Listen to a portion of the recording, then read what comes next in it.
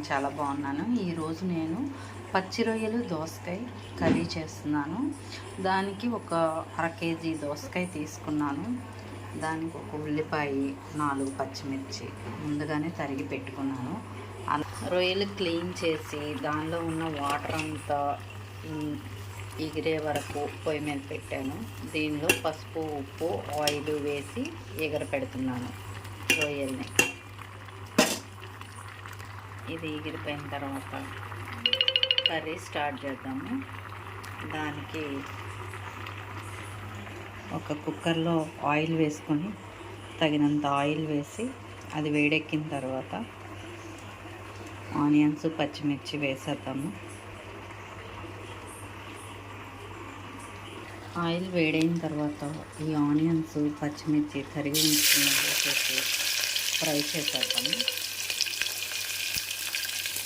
Onions వేగగానే తగినంత అల్లం వెల్లుల్లి పేస్ట్ వేద్దాము. దీనికి 1 స్పూన్ సరిపోతుంది నేను తీసుకున్న రొయ్యలకి, దోసకాయకి. అల్లం వెల్లుల్లి పేస్ట్ బాగా వేగిద్దాము. వేగిన తర్వాత ఈ రొయ్యలు వేసేద్దాం.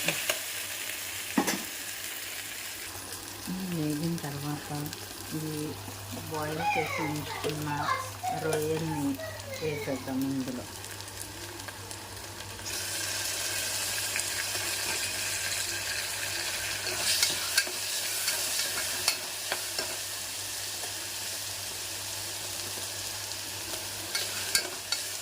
వాటర్ ఉన్నా పర్లేదు, మిగిలిపోతాయి.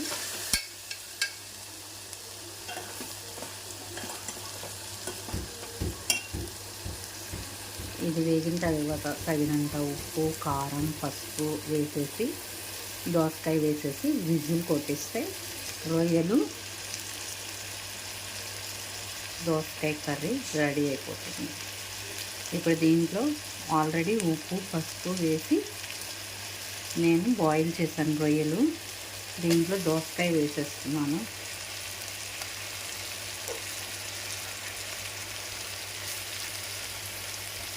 ఇప్పుడు కారం వేద్దాం. తగినంత కారం వేసేద్దాము.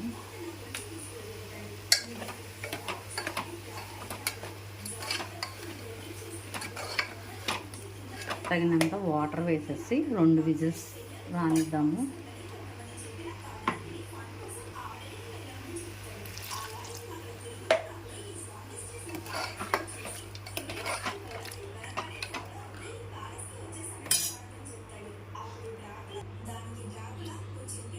రొయ్యలు దోసకాయ కర్రీ 2 విజిల్స్ కొట్టించిన తర్వాత రెడీ అయిపోయిందండి. దీనిలో తగినంత కొత్తిమీర, పొడి మసాలా వేసేసేసి దించేసుకుంటే సరిపోతుంది. ఇలా మీరు కూడా ట్రై చేయండి. చాలా ఈజీగా, త్వరగా అయిపోతుంది ఈ కర్రీ.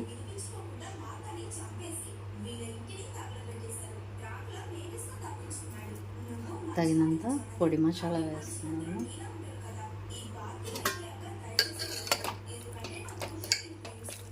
ఎంతో టేస్టీగా ఉండే దోసకాయ రొయ్యల కర్రీ రెడీ అయిపోయింది. Okay, thank you.